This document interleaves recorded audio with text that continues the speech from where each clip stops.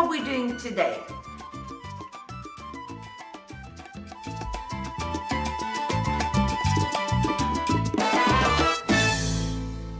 Hello everybody and welcome to my channel. Rasa the dancer is here, and boy do we need to have beautiful feet for dancing. Now it's not just about how they look, it actually helps you certain positions with balance and turns and so many other things. So today I will show you a few exercises how to work on your feet to make sure you don't have a pigeon toe, that you turn your feet out when you're turning or you're dancing salsa. I will also show you how to point your toes in order to open up your hip, in order to have more beautiful lines. And one more thing I'm going to help you with is actually teach you how to do a more sexy and a little bit more sensual, a little bit more feminine basic in bachata. So enough of me talking, let's actually go to the exercises, but of course first show some love and subscribe.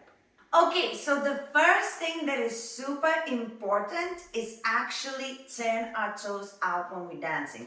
Whether it's salsa, whether we are doing a prep for a bachata or salsa, we want to turn the feet out. It looks better, we look more balanced. And if you keep your feet like this, we call it in dancing pigeon toe. It is not very flattering, and also it's really difficult to find balance in these positions. So in order to have good practice to turn the feet out, I recommend practicing this 4 times forward, 4 times back. Doesn't matter which foot you're going to start with, but one foot is in front of the other. So my heel is next to my other foot's toe.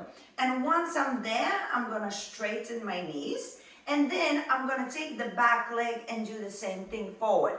I'm going to place my heel next to my toe. And then I'm going to do again the same. I'm going to place my heel next to my toe. Make sense? So I'm walking forward and I'm using the technique to turn my feet out. But it's very important you do it neatly, the same as you're walking backwards. Toe is touching the heel, straighten your knees. Toe is touching the heel, straighten your knees. Toe is touching the heel, straighten your knees. You're going to feel a little stretch all around your buttocks, your thighs, and most importantly, you will recognize where your feet actually has to be when you are dancing by keeping your core, of course, and your shoulders straight and in line.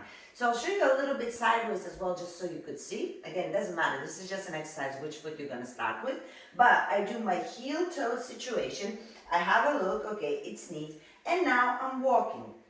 Toe, heel, straight, toe, heel, straight, and then you can also go backwards, toe, heel, straight, toe, heel, straight, toe, heel, straight, and pushing those positions. When you practice it, it's muscle memory. The more you do these exercises, the more natural it will feel when you're dancing to actually turn your toes. And of course, there's going to be a little bit of a gap depending what dance you're going to do, but your toes are going to be turning out. So this exercise is my #1 tip for you. Okay, now this next part is also very important. Not only want to turn our toes out, we also want to make sure when we close our legs, we close ankle to ankle. Now, what does this mean? If you have your feet closed like this, can you see there is a little bit of a gap here? This is all natural. Not everybody has it, but a lot of people do. But what we want in dancing, we exaggerate certain feminine positions. So what we tend to do is do ankle to ankle, whether this leg comes towards the other one, so then my knee now covers the other leg, or I have another ankle towards the other one, then my knee, it covers the gap, and you have a little bit more feminine position, and you have that ankle to ankle completely closed. Now, one good way to practice these positions is actually try to touch ankle to ankle. Don't hit too hard, it's bone to bone. You're gonna feel that contact.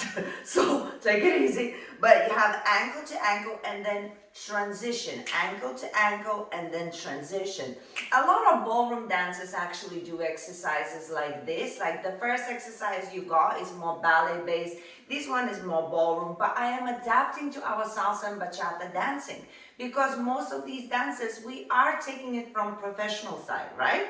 So ankle to ankle, shift our weight, trying to transition that knee in front of the other leg and making sure you keep the contact. Now, why is this important? Because in bachata as well, for example, we're moving sideways. So if you move sideways and you don't collect ankle to ankle, you always end up, even though it seems like you're collecting your feet, you always end up not having closed legs enough.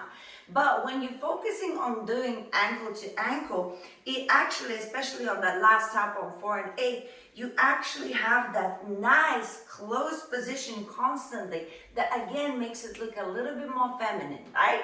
And when you're training, you really want to focus on getting the positions really accurate. But of course, when you relax into it, you're going to relax a little bit. It's not going to be like squeeze and squeeze, right? You're going to be more relaxed, but because you're training to have a tap a little bit more connection point based, then you will see that naturally you will get there because you did all of the training. Make sense?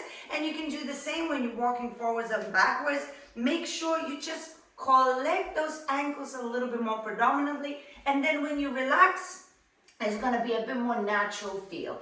And if you're doing Dominican bachata, of course, it's based more on street dancing. It's not based on like train dancing, right? So then the ankle position is also a little bit more helpful because you don't need to do ankle to ankle, but you're going to be used to actually closing the legs as you're doing your taps and box steps and all of the rest. So basically, it cannot hurt you.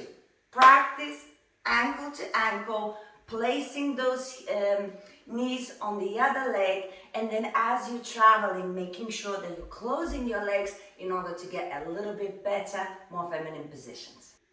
And this final little exercise that is really helpful is for pointing toes, okay?